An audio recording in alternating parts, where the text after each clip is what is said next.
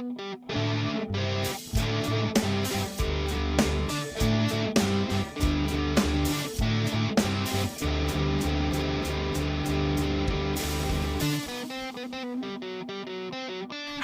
my name is Gray, And my name is Crystal. and this is Bust the Asian Beauties, a supernatural commentary podcast where I, someone who has seen this show several times, And I, someone who only knows the show through social media, discuss every single episode of Supernatural from start to finish.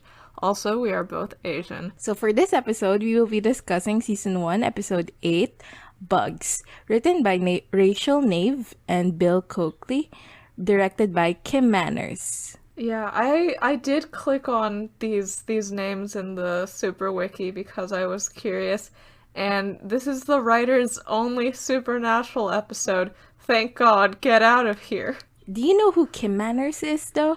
Kim Manners seems sort of famous, but I don't actually know any of his work. He only directed 2 Season 4 episodes, and then all of his other works are prior to that, because he unfortunately died, which is you'll see later on in Season 4, I think, at the end of the season.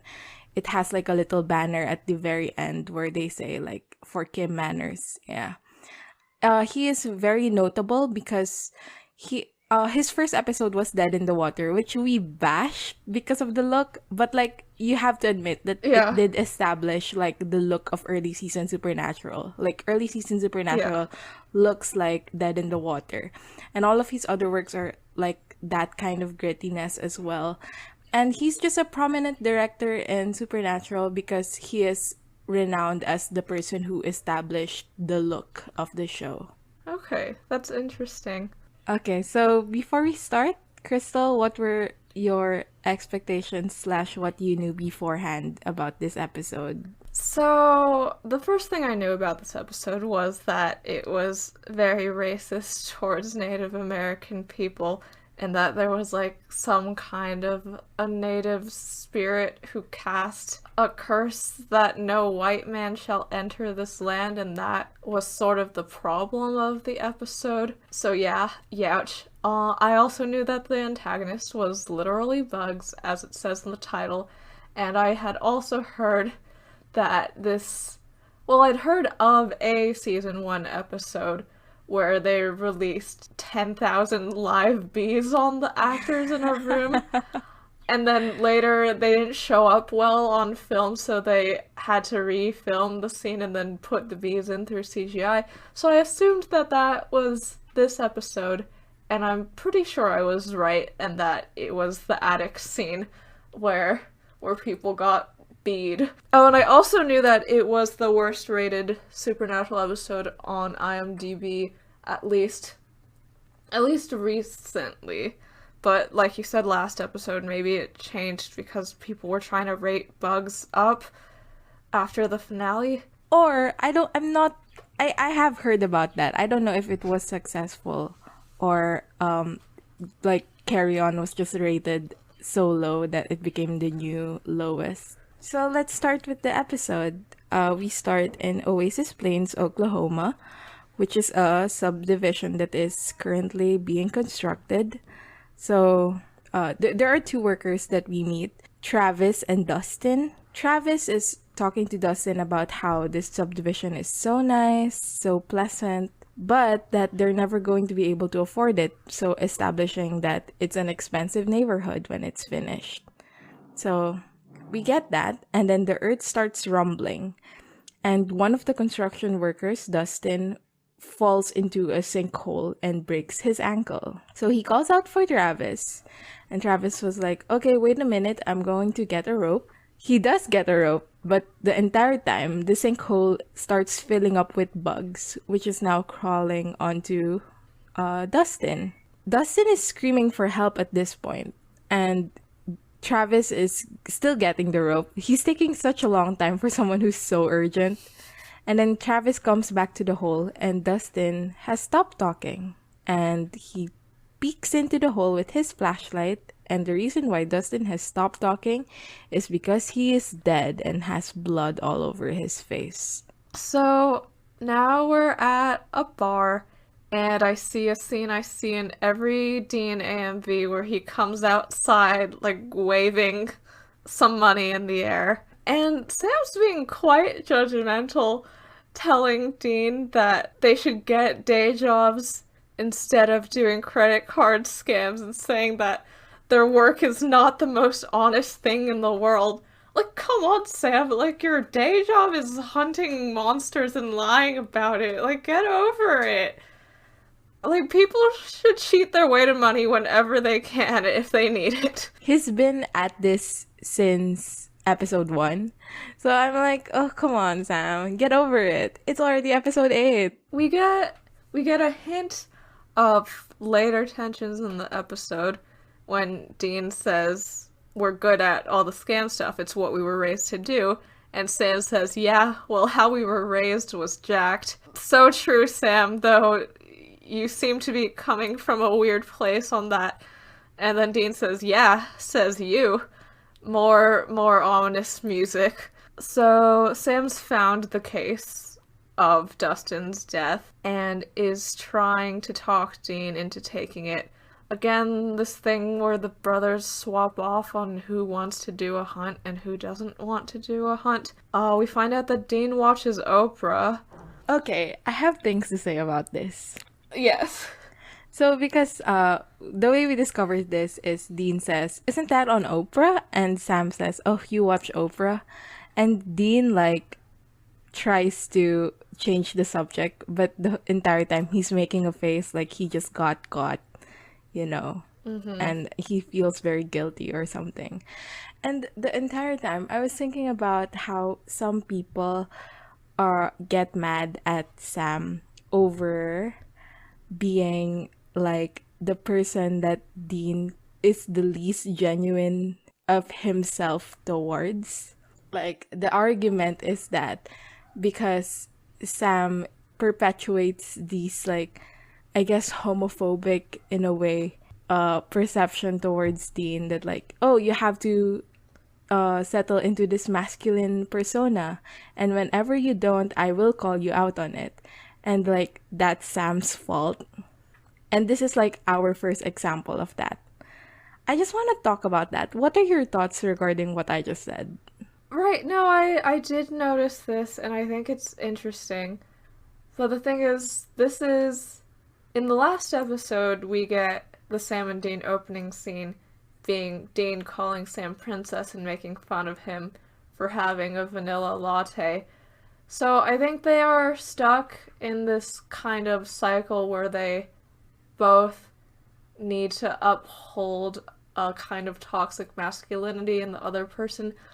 I mean, I'm pretty sure that Dean started it when they were young, just because Dean would have had an idea of gender and masculinity before Sam did. So I'm assuming Dean started it when they were young, and Sam now tries to grasp for any chance that he has to get back at Dean for it, to, you know, sort of call him out on his hypocrisy, but he does so in a way that just continues The cycle. Yeah, that just continues the cycle of, as you mentioned, homophobia and general toxic masculinity.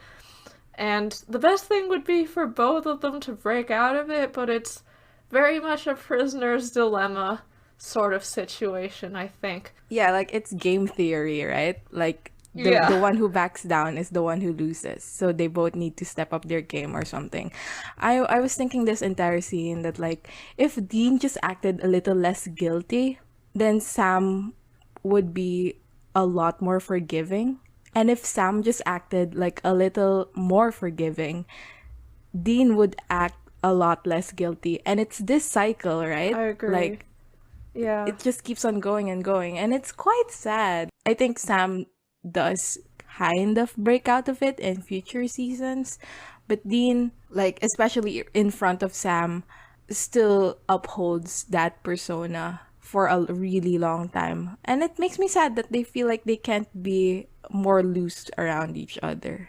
Dean eventually decides that they should work the case, and he gets in the car grumbling about how he can't spend any of the money he just earned. So we are at Oklahoma Gas and Power. and we see Travis, the guy who was in the construction site earlier. Sam and Dean introduce themselves as nephews of Dustin. They call him Uncle Dusty, which I thought was quite cute. So they ask what happened, and Travis was very open, and he mentions that there wasn't anything that was like predictive of what happened. Like, if it was mad cow disease, like the newspaper says, it didn't show because he wasn't acting strange or anything like that. And so Sam and Dean asked him where the crime scene is, and they go to the crime scene. Also, they're being so unconvincing as grieving nephews right now. They're like, poor Uncle Dusty. Anyway, tell me everything that happened. OMG, bleeding in the brain?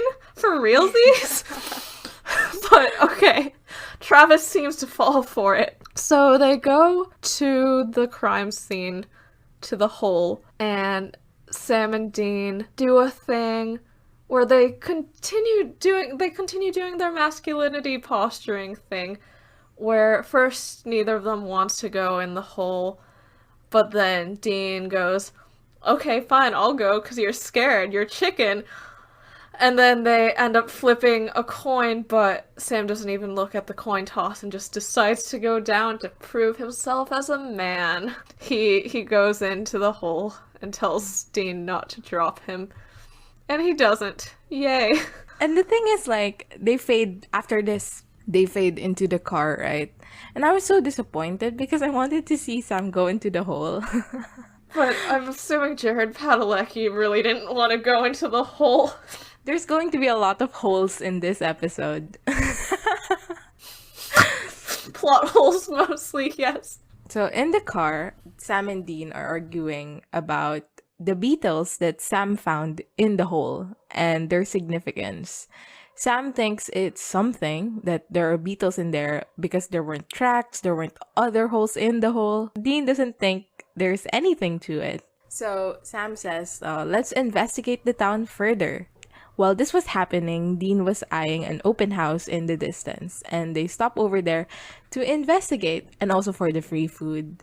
Sam's being really judgmental about Dean wanting to go to the barbecue for the free food. Like, you're gonna save some money, Sam. Like, if you want Dean to hustle pool less, then just go to the free barbecue. You're not even doing anything morally wrong by going to the open house. Get over it, Sam. So they walk towards the open house, and while they're walking towards there, they have a bit of banter. Dean says that he thinks he will be freaked out living in a place like this subdivision with like the manicured lawns, everything. It would be uncomfortable for him to live in this kind of place, which when he said that, I was like, oh, that's so sad. And I was like, someone is lying, because I know generally what happens in, what is it called? What is and never will be. I was like, you enjoy mowing the lawn, Dean. I know you do. But the fact that he feels like he has to say that he doesn't, or that he maybe genuinely thinks at this point that he doesn't, makes me sad. So Sam says, there's nothing wrong with being normal. And Dean says, I'll take our family over normal every day. It's interesting the way that they set up the suburbia in this episode, because my understanding of hunting, at least through a critical lens, is that it's about how hunters can never fit into normal society, but their job is to protect normal society as represented by the white picket fence, like white suburban American elite, from outside invasion by monsters, and in this case, evil Native American curses. But I think, yeah, it is interesting that Dean is being rather dismissive of this apple pie life that his job is to protect. So they show up to the open house and meet Larry, who is the developer of the neighborhood. He asks them if they're interested in buying a house here. They say yes, and then Larry says, let me just say, we accept homeowners of any race, religion, color, or sexual orientation. So I think this is where Gray and I say that if you ship Wincest, please stop listening to our podcast. Just go away. We don't like you. We don't want you here. Go away. But I would say that, like, It wasn't that out of the blue. yes, it wasn't out of the blue because it does make sense that, like, oh, if you're two guys of that age buying a house together, you must be a couple. But, like, I mean, gay rights? I don't know.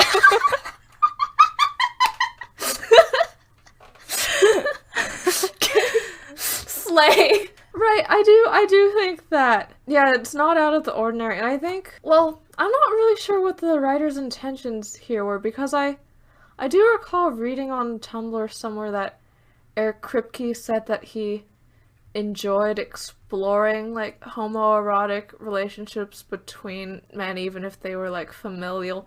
So I don't know, it's possible that he had weird intentions, but I think it's also just as likely that the writers were, like, writing this scene, and then they realized that it would look weird for two adult men to be buying a house together, so they decided to throw in a joke there. So, and also at this point, it's only season 1.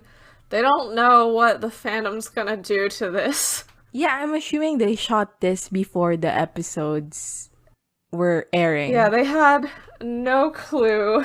They had no clue the monster that they were creating with this show and these two characters. Yeah. And I also think that another thing that I guess I find interesting about this line is it's very faux liberal in the pretending tolerance but still expressing some kind of discomfort near the end of the sentence and pointing out the difference rather than just letting it be. In an episode where I guess the people that you're trying to protect are this white, greedy somewhat, real estate developer who is building on sacred land. I feel like this candy coating veneer of tolerance, like, could be quite an interesting statement if they weren't just very racist with the whole episode. Sam and Dean realize the implication, and Dean clarifies that they're brothers just looking for a place to take care of their senior dad, and they go to the backyard. Larry tells them that 18 months ago he was walking this valley with his survey team, and he says there was nothing here but scrub brush and squirrels, and we built such a nice place to live.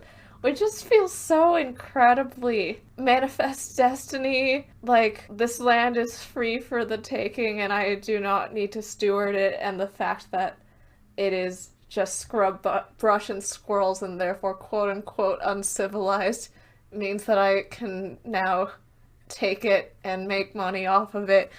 Ugh. Right. We learn that he lives here and that he's the first family who has chosen to live here. He introduces them to his wife, Joni, and he makes a joke to her that she should lie about how much she loves the place so he can sell a house. And then we see a realtor come over and she introduces herself to all the social interactions in this scene between the various suburb dwellers do seem to underline Dean's whole thing about how he couldn't live here because of all the fakery, goodbye honeys and stuff, right? Because everyone is being quite fake and smiling way too hard and being passive aggressive. And then Linda shows up and she repeats the exact same line as Larry. We accept homeowners of any race, religion, color, or sexual orientation. And it's very clearly a rehearsed line because they say it in the exact same way. So I guess that feeds into what I said about the faux liberal coding of this general development. And then Dean decides to play along with it and calls Sam honey and then leaves. Ugh, whatever. We don't need to dwell on that. I thought it was funny. Like, I thought it was like, haha. It is funny. It's very funny, and it's just, in the larger fandom context, I cannot enjoy it in any way. I have done an excellent job disconnecting myself from the fucking Wincest shippers. Like, I have just completely forgotten about them. So I am able to enjoy the scene as like, haha, it's funny. So Dean goes up to Larry and they walk around the house and he sees insects which are apparently owned by Larry's son. And that's the end of that scene. We go back outside to Sam, who is still talking to Linda, and she's talking about the shower heads and like the neighborhood. When he sees a young boy, like basically sicking a spider towards Linda, and this young boy is Samandriel. Yeah. I didn't notice that because he's so much older when he shows up later. He's not. He looks practically the same. Does he really? Yes. I think that I don't think I can recognize Samandriel unless he's in the striped uniform. And the hot dog hat or whatever that was. Samandriel is simply his clothing to me. I know not his face. But Samandriel and Math have very different vibes. So like it's not like I was sitting there thinking the whole time, this is Samandriel, because they're obviously different people, you know? Anyway, so it's not Samandriel. It's Larry's son, Matthew. Sam talks to him a bit. He takes the spider and goes up to Matthew. And while they're talking, Sam notices that Matthew doesn't like his father, which we know because Matthew calls Larry by his first name. Which, I don't know if you know this, but towards the end of Supernatural, like, Dean... Yeah, I know about the deleted scene where Dean and Sam toast to all their dead friends and stuff, and Dean says to John, and Sam says, Dad? Yeah, I was thinking of that when that happened. Man, Anyway... I fucking hate Supernatural. Anyway, Sam figures out that Matt doesn't like his father, and immediately goes, OMG. Sam figures out that Matt is a Sam mirror. Yeah, OMG, a mirror. Time to project. And he does. He does project furiously throughout this episode. Gonna point out where Sam says, it gets better to Matt because I was remembering how Sam says the same thing to Kevin later, and Kevin says, you know I'm not gay, right? They should have made fucking Matthew Matt say you know I'm not gay, right? So as a callback, well, I mean, as a front call, I don't fucking know. as a prediction. Yeah, to Kevin's iconic line, you know I'm not gay, right? It's okay, Kevin. I support you. I know you're trans het, and that is very valid and cool of you. Yes, go Kevin. Sam and Matthew are still talking, and Larry pulls Matthew aside. And Larry is so obviously embarrassed by Matthew and Matthew's actions and Matthew's pet. But Sam was like, no, it's fine. And then they go to the side, and Larry starts reprimanding Matthew. And Dean comes out of the house. So Sam and Dean are talking now. And Sam says, oh, this is just like me and Dad. And Dean like outright rejects this notion. He's like, absolutely not. And yeah, he's like, Dad never treated us like that. Yeah. And Sam's like, you don't remember? And Dean says, well, he may have had to raise his voice sometimes, but sometimes you were out of line. And Sam's like, oh, when I said I wanted to play soccer instead of learn bow hunting. Oh, Dean says bow hunting's an important skill. Yeah, and then that's the end of that segment. They go to... Right, oh, I think you missed the part where after Dean says, Dad never treated us like that, Sam says, well, Dad never treated you like that. You were perfect. He was all over my case. So, like, that's very interesting. Like, there's some resentment there where Sam feels that Dean was the favorite of their fathers, whereas I'm assuming Dean's point of view is that he always just automatically complied with whatever his dad asked of him, so he was also suffering under John's parentage, but in a way that was less visible than John chewing out Sam every chance he got. So, Dean starts talking about the case again, and he talks about how someone dropped dead prior to breaking ground here last year, and it was a surveyor who died of bee stings. So now they're back in the Impala and they're trying to figure out what's going on. And Dean suggests that the bugs are being controlled by something or someone, and suspects that Matt is sicking bugs on people. Then they show up to one of the empty homes and decide to just stay there for the night. Sam says very judgmentally, "We're gonna squat in an empty house," which is so, like, there's no motels here. There's no motels here. Like, I don't get what the issue is. Like, what is Dean doing wrong? You want to sleep in the car while there's, like, hundreds of empty or dozens of empty houses around and you're hurting nobody? Come on, Sam. Yeah, Sam's so judgmental this entire episode, and I'm just like, oh, come on, Sam. I am wondering what Sam's role here, because I think, on one hand, they're having Sam be extra judgmental in this episode, I think, because Sam's trajectory in this episode is his resentment about not being allowed to live a normal life like the people around him. So he's being extra weird about harmless but not commonly accepted actions like hustling pool and squatting in empty houses. Another thing, do you think Sam is meant to be, as the protagonist, sort of the audience surrogate? Like, if any of them were like, "Oh wow, Dean's such white trash, I can't believe he's squatting in a house," then they can feel themselves through Sam but also get a response from Dean. I don't get it, because the only way that I can understand this is if the people writing this show were like, "Oh, I feel like the audience is gonna agree with Sam on this one." Yeah, that makes sense. But it just comes off as Sam is being annoying. Yeah, it really does just come off as Sam being classist and annoying. There's a scene there where Sam punches Dean on the stomach while driving into the garage. Did you notice that? Oh no, I did not. He punches him in the stomach, and Dean, like, ugh, like, he does a sound. And I thought it was funny. Like, I understand why they don't do this later on in the later seasons, because it is juvenile and it is, like, childish. But, like, I do miss it. Like, later seasons, they just put the camera somewhere and the characters just stand around and talk. And I really miss, like, the Aw. times when they were, like, roughhousing a little bit, or just, like, it felt more organic. Okay, so we go to Linda's house where she watches the news, which conveniently reveals that mosquito populations are increasing. And she turns the TV off and goes to the shower.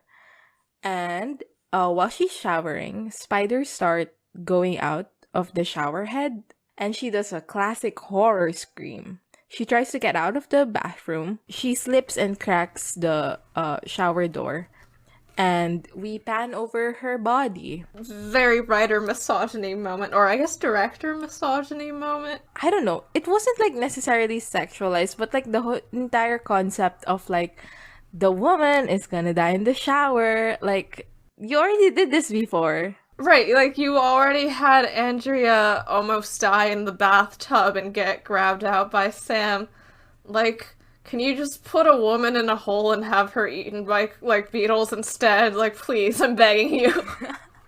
Yeah.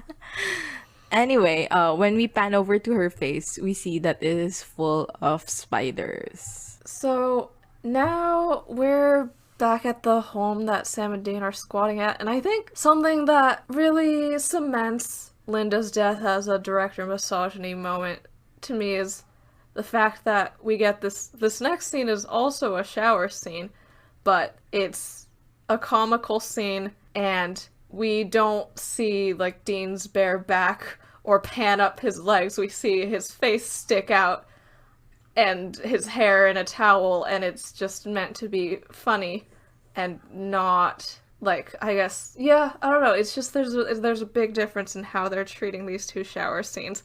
Yeah, so Sam's telling Dean that he's hearing a police call come on, so someone died here. Dean's very against getting out of the shower, but he eventually does. In a shot that I see in AMVs a lot, where he sticks his head out. Eventually Sam convinces Dean to get out of the shower, and they head out. Okay, something that I thought was weird was, I guess they play the way that this scene is so comical right after Linda's death seems to trivialize Linda's death in a way, and also how yesterday they decided to just go to sleep when they suspected that someone in the neighborhood was controlling bugs and sticking them on people. I feel like normally they'd at least try to talk to the kid again or something, but they didn't, and Linda died, and they're being funny in the shower. Linda could have not died, and this would be the exact same story. Well, what's the point? To fill up the 42 minutes, I suppose. They go to Linda's house where her body's being taken into an ambulance, and Larry's there, and he tells them about Linda's death, and Sam and Dean decide that they should break into her house to check if it was bugs again. And yep, there's dead spiders all over the ground, so they decide to go talk to Matt. The dead spiders were obviously so fake. Oh my god, I know, they looked plastic as fuck. Yeah, they didn't even try. And I understand that they already blew their budget with the bees. They drove to the Spirit Halloween and bought like 5 plastic spiders, and then they bought a wig that stayed at the bottom of their storage for 15 years until the finale when they put it on Sam. Oh my god. Anyway, so they go to talk to Matt. Well, first they stalk him. After getting off the school bus, Matt goes straight to the woods instead of their house. So they follow him, and they see him playing with what I presume is a praying mantis. And Matt was like, "Oh, you guys are not here to buy houses, aren't you?" And they're like, "No." Matt was like, "Are you guys serial killers?" And they laughed and say no. Sure. And then they ask Matt about the killings. And Matt says, "I've got nothing to do with those, with Linda's death or the 2 deaths prior." And they're like, "How did you know about the 2 other deaths?" And he was like, "Because something weird is happening in these woods. Like, something weird is going on with the bugs and the earthworms." I fucking know. Like, apparently insects and worms are being weird. So he shows them somewhere, and on the way there, Sam interrogates Matt, who says that... Also, spiders are arachnids. They're not insects. Yeah. Like, insects, I think, have to have 6 legs, right? Yes, that's true. I don't fucking know. Worms have no legs, so... Right, bugs is the correct term for all of the creatures that are attacking them. Matt is, like, failing AP Science and calling them all insects. So, Sam interrogates Matt, who says that his dad doesn't listen to him. Like, he tried telling his dad about what's going on, and his dad was like, "I don't care." And, Specifically, he said his dad is too disappointed in his freak son, which automatically strikes Sam's Sam mirror alert button even harder. yeah, and Sam's like, "I hear you." And Dean remarks, "Oh, you do?" And then Sam tells Matt that he shouldn't be worried because he's 16 and in 2 years he will go to college and get away from his dad. And Dean's like, "That's stupid as shit advice. This kid should stick around with his family." Which, like, I know that they're projecting, right? But, like, Dean, obviously this kid is suffering at the hands of his father, you know? Like, he feels very bitter and very upset with his dad. And the fact that you're telling him to just, like, suffer through it because it's family is both very sad and also very telling. Oh, it's definitely telling, because I know later in the episode, Dean's saying, "Hey, like, Sam, you should just tell Matt to show a little more respect to his dad." So he's very much bought into the family hierarchy of you should just preserve the family and do whatever your dad tells you, and that's the way to be a good person. I think I wrote down here Dean Asian coded moments. We will talk about that later. But also, Asians want you to go to college really badly, so not actually. So Sam and Dean have a stare off after Dean says the stupid advice line. And then they continue walking. So they reach the site where they're supposed to be going. And it's a place where the bugs have congregated. So there's just bugs everywhere. There's mosquitoes everywhere. It's the whole thing. And then they notice a little spot far off that looks like it's covered by something, but it looks like a hole. And Dean goes there and lightly steps on it. It being a bunch of worms piled on top of each other. This scene was disgusting. And it gives. And then Dean taps around inside with a little stick and finds a skull. Oh god, don't take bones out of burial grounds, my dudes. Like, it's mad disrespectful. But whatever, they do, and they just throw all the bones in a box. It's disrespectful given the context that this is a native burial ground. But also, like, any burial ground. That's disrespectful, right? Or is that, like, just because of... No, I think it's quite disrespectful, like, regardless of who it is.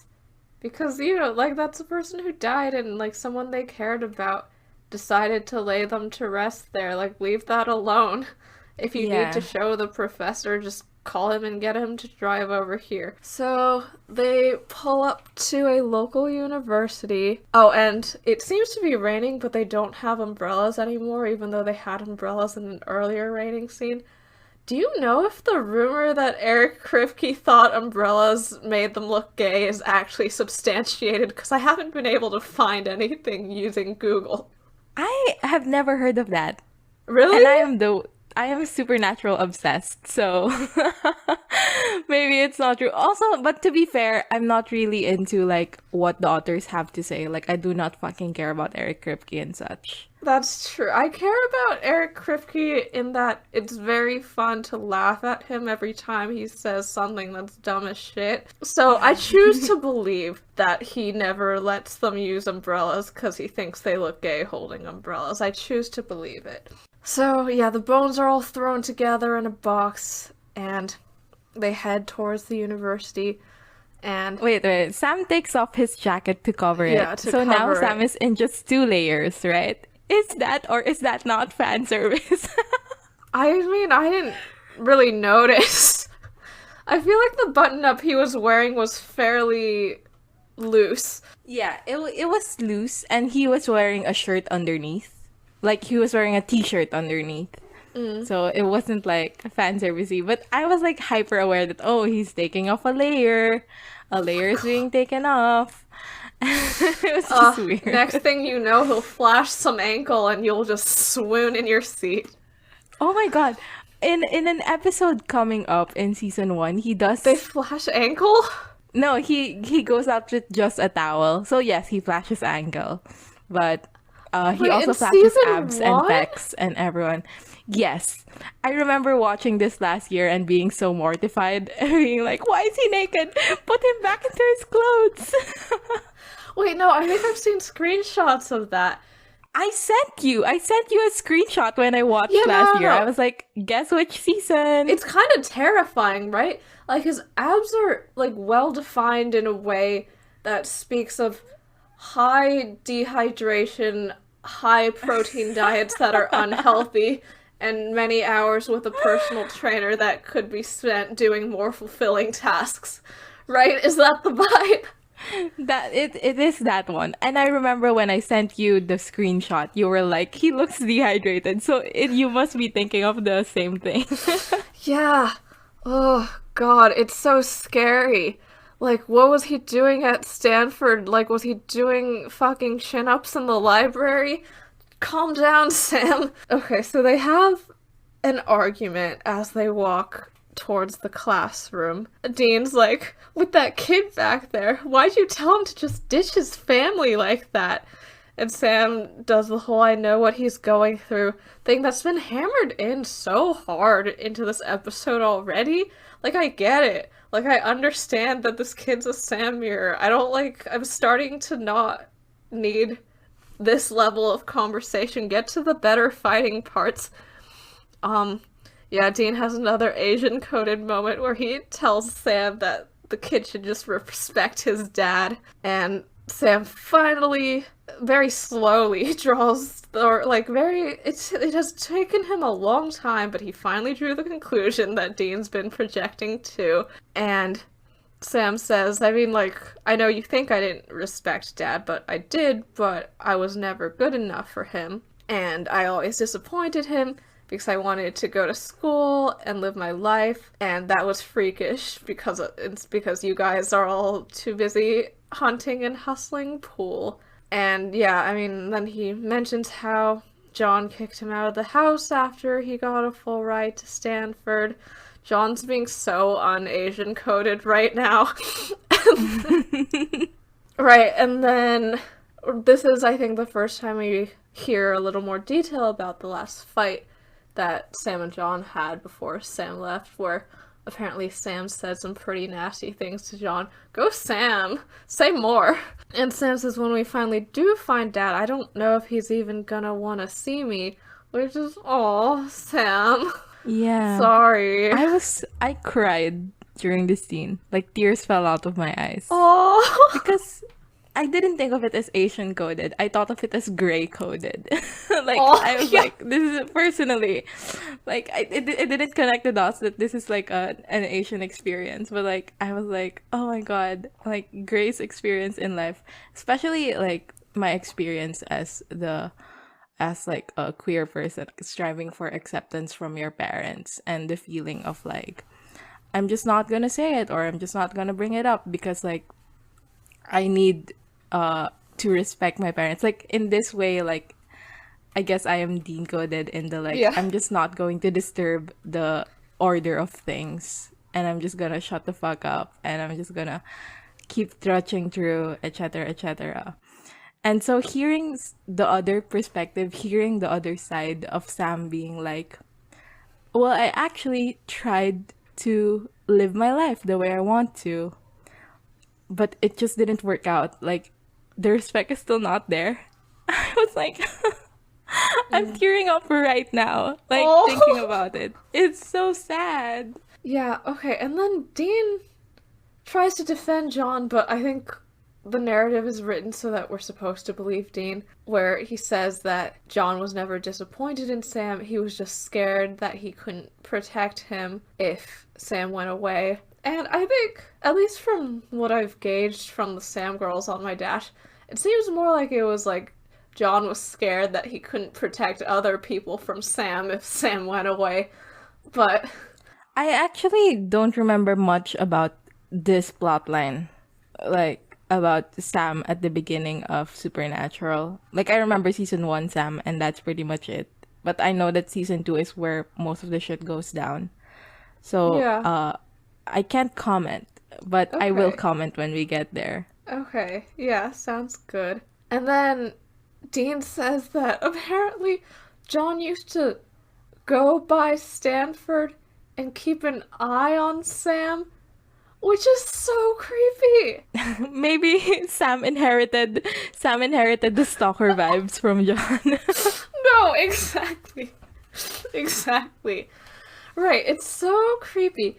And I think we're supposed to think that Sam is touched positively by this, but you know, like, his facial expression is kind of ambiguous, and I sort of chose to believe it as horror in a way at the idea that he could have been trying to live his life away from the gaze of his dad and of his brother, and it turns out the whole time, like, John was peeking him through the window, like, seeing what he was up to. Sam says, why didn't you tell me any of that? Which seems very similar to in episode 4, when the family friend says that, oh, John was so proud of you for going to Stanford, and Sam's face is absolutely like, well, he never told me that. He kicked me out and made me feel unloved for years and years. So again, this is John, like, I guess, yes, loving his children, but not in a way that's good for them or that makes them feel loved. But somehow we're supposed to be on his and Dean's side when Dean's just like, well, you should have picked up the phone then. So they arrive at the Department of Anthropology. Right. And the professor, who they claim to be students of, and the professor was like, "Oh yeah, I remember." And I was like, "This is exactly what professor like student relationships are Yeah, like." it I is. thought it was so funny. And then he says that the bones are at least 170 years old and based on geography are Native American in nature. He redirects them to a Yuchi tribe in Sapulpa where someone might know the truth. So they go to Sapulpa. They start playing this like pan flute, quote unquote, exotic music in the background, and I Oh scream my and cry god. and tear my hair out. I did not notice that. I'm highly attuned to the racist music cues in TV shows. Like you know TV shows where they play like Asian sounding music whenever people are doing drugs or yoga. Oh, I've never noticed that too. Okay, yeah, I think just every time something happens, I'm like waiting for the pan flute to start up, and the pan flute did indeed start up. So they go into a food place, a diner, it seems, where they approach this guy. His name is Joe Whitetree, and he's an old man. So Dean starts talking and introduces themselves as students. And then Joe Whitetree calls him a liar. And then he tries to clarify and he calls him a liar some more. So Sam takes the lead and asks about the subdivision. He asks about the history of the place. The old man tells him that his grandpa told him a story, whose grandpa told his grandpa the story that 200 years ago, his ancestors lived in that valley, the one where the subdivision is built on, and then American cavalry went to relocate them. And here's a quote. In the night the moon and the sun shared the sky as equals, the cavalry first raided our village. They murdered, raped, and then they came again and again for 6 days until every man, woman, and child still in the village was dead. On the sixth night, apparently, the village chief lay dying, and his final wish to the heavens was that no white man shall tarnish the land ever again, and that nature shall protect the valley. And Sam and Dean walk out and figure out that the equinox was when Dustin died. So it's been 6 days since the equinox, so tonight, everyone who is still in the subdivision will die. They realize that this curse is not something that you can break, so they should just get out of its way. Okay, Hello, racism. okay, let's discuss it. Right, so Joe Whitetree is just very much a stereotype. I think they make him sort of this like wise old man figure. Yeah, especially the way he calls out like liars. He's like almost psychic or something. Right, right, which also plays into I forgot what it's called. You know, like the magic Native The American mystical, I yeah, the think. mystical trope where yeah, like he's very otherized in this scene. The fact that they have to drive 60 miles to see him, the pan flute music, just the way that he doesn't really make eye contact with them and seems to have some kind of omnipotence. They just don't really treat him like any of the other An people actual that they person. yeah, like an Yeah. actual person. Everyone else they've interviewed in Supernatural has sort of just acted Been just some guy or just yeah, some with gal. just some guy, just some gal, and this guy is not treated that way. Second, the story. I mean, it's obviously kind of fucked up that they used genocide as a plot point. I don't know. Were they trying to be woke with this story? I think they What were were. they trying to do? I think, well, season one of Supernatural has been a lot of different takes on American folk tales and urban legends, and the writers putting their own spin on this. The whole haunted Native American burial grounds trope is a pretty common horror trope, and The I thing think is, like, I that looked this up, right? mm-hmm.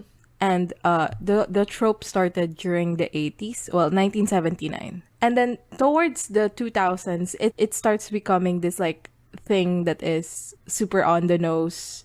So every reiteration of it was like tongue in cheek, very, like ironic. And so the Oh. fact that Supernatural was doing it for realsies was Yeah, like, like they're I being was trying to completely figure out like, serious about it. yeah. I was trying to Google and figure out if in 2005 was it like on the verge of being ironic? Was it like on the verge of being seen as like a stupid trope? And like I couldn't get a straight answer, but like what I like you said, it's a common horror trope. But like whether or not at the time it was already way too common to be taken seriously, I haven't gotten an answer. I feel like the authors were thinking that they were like bringing awareness to the horrors of like forcible relocation in this episode and didn't really think about how they probably shouldn't have done that at all, but it's also possible that they were just running with the trope at complete face value, not trying to be progressive, not trying to be anything, just looking at the trope uncritically. Yeah, I don't know.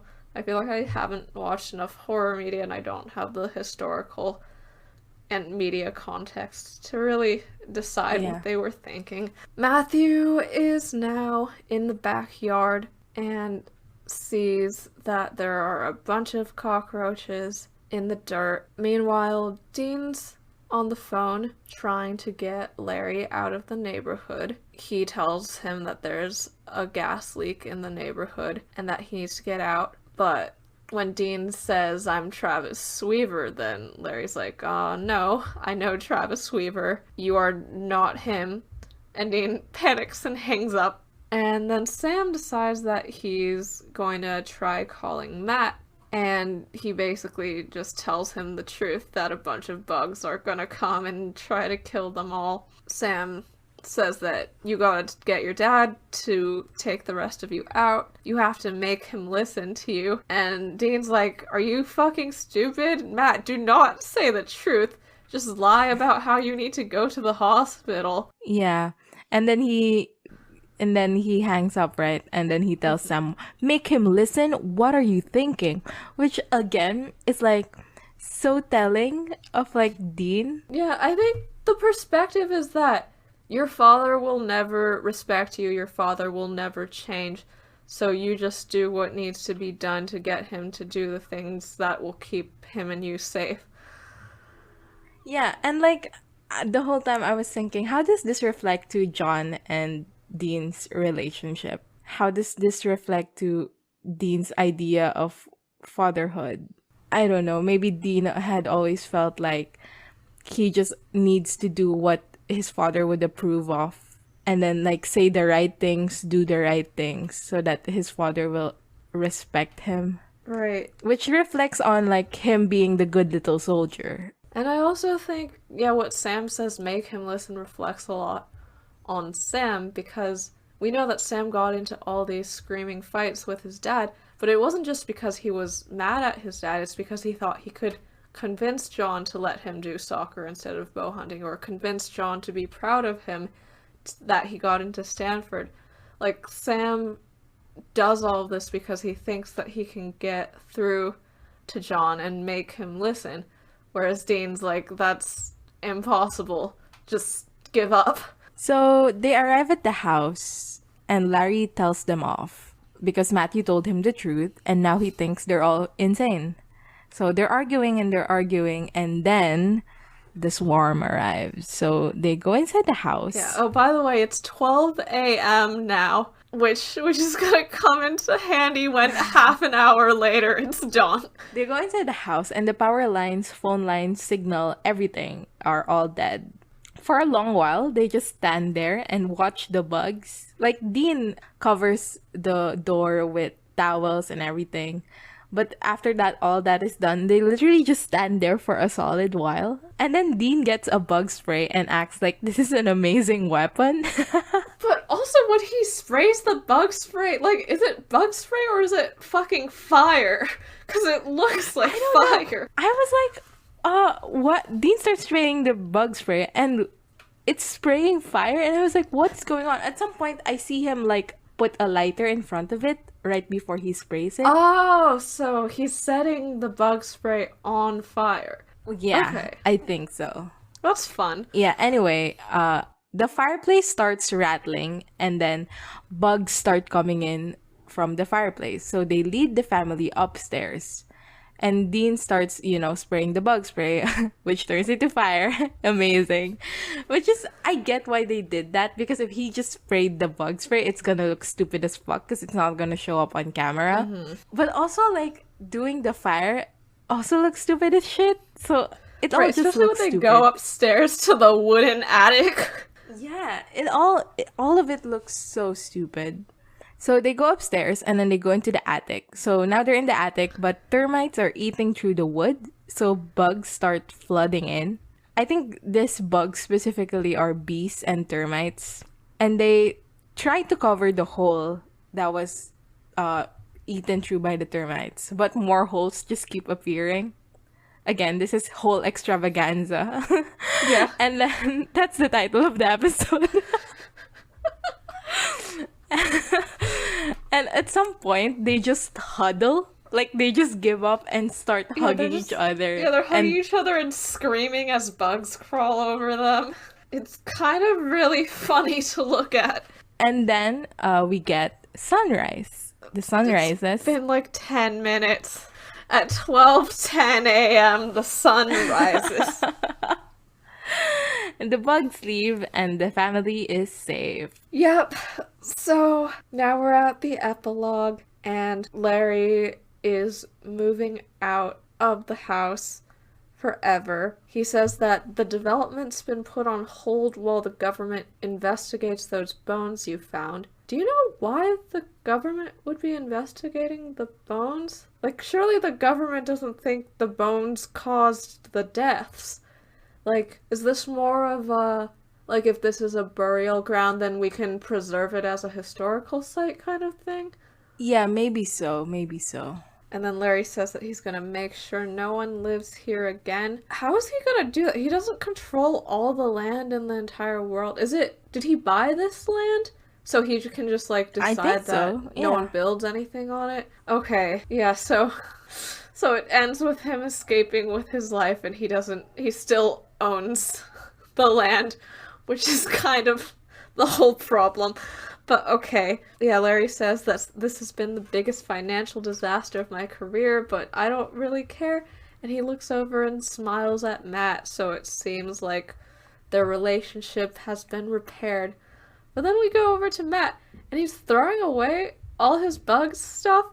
So it's like, we were supposed to think that he and Larry are good now because Larry respects him and his interests now, but also Matt is literally throwing away the interests that made Larry dislike him in the first place. Yeah, and the reasoning is because he thinks it's weird now, which I understand, but with the plot of the episode, it doesn't, with like the way the episode resolves itself. It feels defeatist. Yeah, it doesn't make good sense.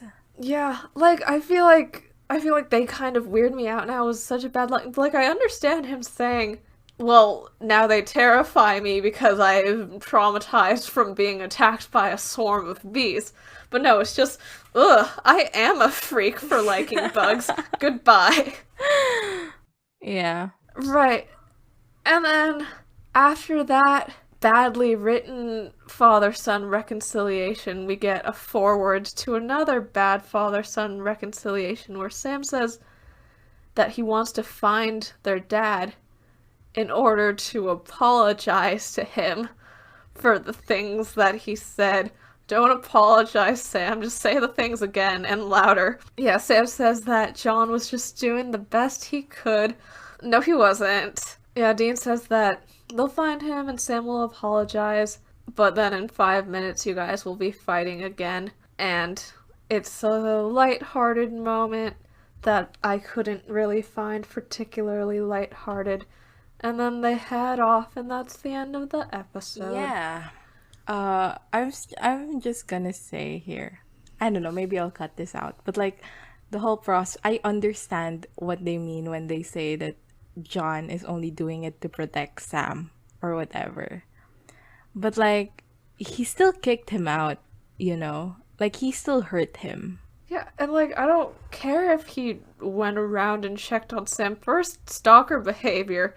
And second, again, like, why didn't he tell Sam that he cared about him? Why didn't he tell Sam that he was proud of him? Like, you're not a good dad if you care in secret and then never do anything that actually makes your kid feel loved. Yeah, and like we all love in different ways and we all show care in different ways and I understand that. But like if your love is fucking choking your child, then maybe you should reevaluate your love, you know? If your love is actually like actually hurting your children, maybe that's not the proper love that you should be giving them. It's, I understand like John apologists. I truly do. Because I do have a complicated relationship with my parents. And I think, you know, people who do are able to defend their parents more sometimes. Also, there's this tendency to like defend John because like you see your parents in them or whatever. But yeah, it's just like for me personally, it's a very personal story, this John Sam thing. And it's like difficult for me to talk about in the podcast. So this is me Yeah. saying that like in the future, I'm not trying to be a John apologist, but like the perspective is something that I can see, like I understand.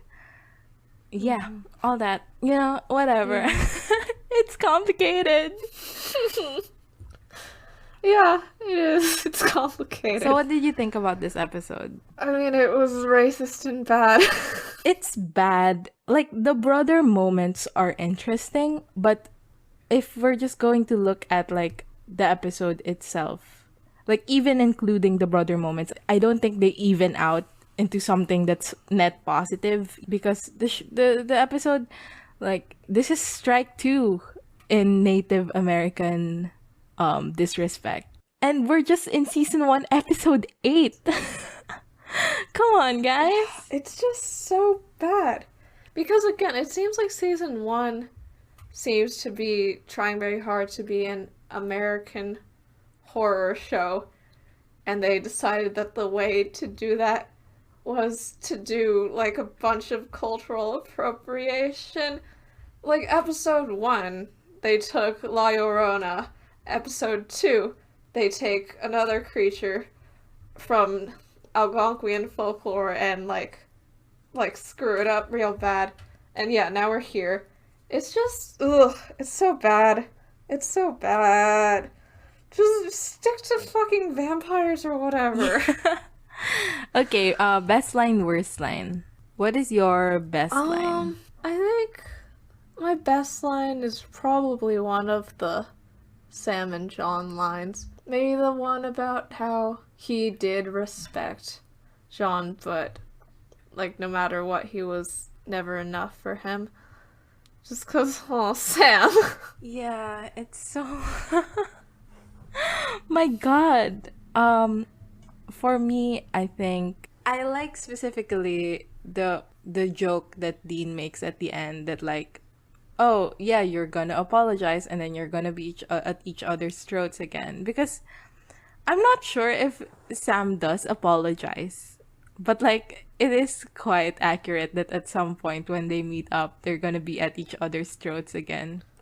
And I was like, okay.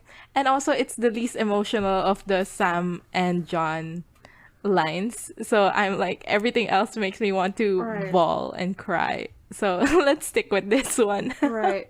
Okay, worst line. Well, just like everything, all of it. I don't know, I can't like pin down a line, but I guess any line related to the bad guy of the episode is the worst line because it is proof that they made an episode that plays into so many harmful stereotypes. I would say the like "you're a liar" line. I feel like that encapsulates a lot of what you just said, like that specific line. And then like he's Yeah. like he has like psychic abilities or like omnipotence. Man. Okay, IMDb rating. I know that at least for a time this was the lowest rated Supernatural episode on IMDb. So I feel like that would probably, it seems like they've been pretty solid around the 8.0 range before. I think lowest rated, I'm gonna guess a 6.9. Oh. I'm gonna guess a little bit higher and say 7.2. Because like maybe like people bumped it up, like I said earlier, like I have heard rumors of that. So let's see. 7.0. Oh, I was pretty close. We were both pretty close. Man, I wish it was lower. Yeah. Like, it doesn't deserve a 7. Like, it should start with a 6. Oh well, I guess everyone was so mad about Dean dying that they decided racism was okay. Wait. I'm scrolling through the IMDb like you said. What do people dislike about the episode? Spiders are not insects. That was one of the things. Yeah. Oh, I was right. November 27, 2020, we get a bunch of 10 over 10s and 8 over 10s. So they did bump it up. I was right. But the earlier stuff, well, from like 2018, 2006, like 9 over 10, 7 over 10, 4 over 10. But like by the time 2020 rolls in, come on, guys. Come on. That's it for this episode of Bust the Asian Beauties. Next time we will be talking about Season 1, Episode 9, Home. Leave us a rating or a review wherever you get your podcasts. Follow us on social media. We are on Twitter at twitter.com/beautiespodcast and on Tumblr at bustyasianbeautiespod.tumblr.com. Our official tag is BABpod, all one word. You can email us any feedback, comments, or inquiries at bustyasianbeautiespod@gmail.com. See you guys next time. Bye. Bye.